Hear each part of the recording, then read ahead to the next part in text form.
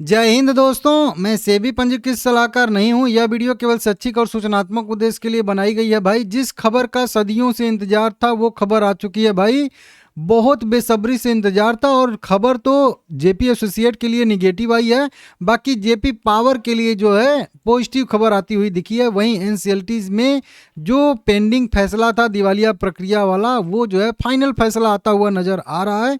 Adani enterprises के resolution को पास कर दिया गया है और पूरी की पूरी कंपनी अब अडानी एंटरप्राइजेज के अंदर आ चुकी है। जी हाँ, माननीय जो है यहाँ पे माननीय राष्ट्रीय कंपनी कानून न्यायाधिकरण इलाहाबाद पीठ ने फाइनल जजमेंट अपना सुना दिया है, फाइनल फैसला सुना दिया है। 17 मार्च 2026 के आदेश की घोषणा यहाँ पे की गई, जिसमें जयप्रकाश एसोसिएट लिमिटेड के लिए समाधान योजना को मंजूरी यहाँ पे दे दी गई है। सीधा सीधा भाषा में समझिए आप लोग कि कंपनी जो है अब अडानी की हो चुकी है, अडानी एंटरप्राइजेज के अंडर आ चुकी है। सफल जो है समाधान आवेदक के तौर पे इनको जो है चुना गया है और इस योजना को मंजूरी भी दे दी गई है। ठीक है ना।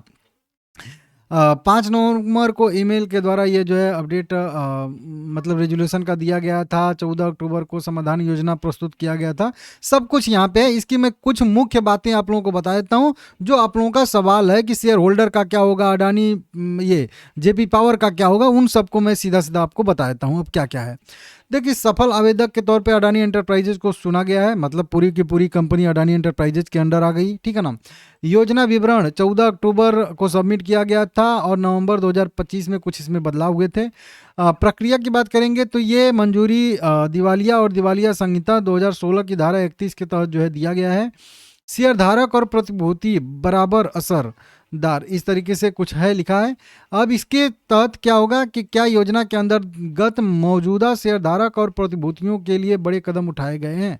तो कुल मिला के सीधा सीधा जो आप लोगों का क्वेश्चन है कि हमारा क्या होगा, हमारा मतलब मैं जो बोल रहा हूँ तो आप समझिए कि ये जेपी एसोसिएट के शेयर होल्डर का क्या होगा, जिनके पास 2 रुपये 42 पैसे वाला शेयर है, उनका क्या होगा। पहले उनका मैं बता देता हूँ। तो डी लिस्टिंग रेजुलेशन प्लान के हिस्से के रूप में कंपनी के शेयर को स्टॉक एक्सचेंज एनएससी और बीएससी दोनों से डी लिस्ट कर दिया गया जाएगा। तो जो ये जयप्रकाश एसोसिएट लिमिटेड है, इसको पहले तो डिलिस्ट कर दिया जाएगा। ये कंपनी अब जो है हो सकता है आने वाले समय में कभी एक डेट जो डिसाइड होगा उस डेट से ट्रेड करना बंद कर देगी, जो कि डेट जब भी आएगा वो बताऊंगा आप लोगों को। चैनल सब्सक्राइब करने में कंजूसी बिल्कुल मत करिएगा, ठीक है ना। उसके बाद शेयर मूल्य का क्या होगा। तो देखिए, शेयर धारकों को उनके शेयर मूल्य के बदले शून्य भुगतान मिलेगा। इसका कारण यह बताया गया है कि कंपनी का परिसमापन मूल्य इतना कम है कि सुरक्षित लेनदारों का कर्ज चुकाने के लिए भी भुगतान नहीं किया गया है। इस तरीके से मतलब कुल मिला कह लीजिए कि जो सुरक्षित लेनदार होते हैं, जिनका मतलब जो भी कर्ज देते हैं वो सुरक्षित रहता है, उसमें कारपोरेट कोलेट्रल रहता है, तो उनका भी डेट यहाँ पे चुकता नहीं हो पा रहा है। असुरक्षित वालों का तो छोड़ दिया, असुरक्षित मतलब कुछ भी कोलेट्रल उन्होंने नहीं रखा है, बस इसी तरीके से कंपनी के विश्वास पे दे दिया। लेकिन जो सुरक्षित लेनदार हैं, सुरक्षित कर्जदाता हैं, उनको तो पूरा का पूरा उनको कर्ज चाहिए, क्योंकि वो कम पे मतलब पैसे पे जो है कम ब्याज पे देते हैं सुरक्षित लोन। असुरक्षित लोन जो होता है थोड़ा सा ज़्यादा ब्याज पे होता है, इसलिए वो असुरक्षित होता है, उस पर कोई भी बैकअप पीछे नहीं होता है। तो लेकिन ये सुरक्षित जो कर्ज होता है उस पर बैकअप होता है, तो उनको तो पूरा का पूरा अधिकार है अपना पूरा पैसा लेने का। तो इतनी कम बोली लगी है कि वो उनका भी पैसा यहाँ पे नहीं चुकता हो रहा है, सुरक्षित लेनदारों का।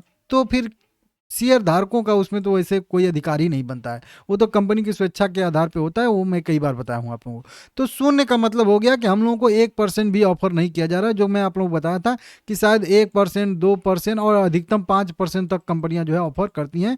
दिवालिया प्रक्रिया के तहत कोई भी कंपनी दिवालिया होती है तो अपने मौजूदा शेयर धारक को, लेकिन ये कंपनी क्या कर रही है कि ये बिल्कुल शून्य, मतलब आपका कुछ नहीं मिलेगा।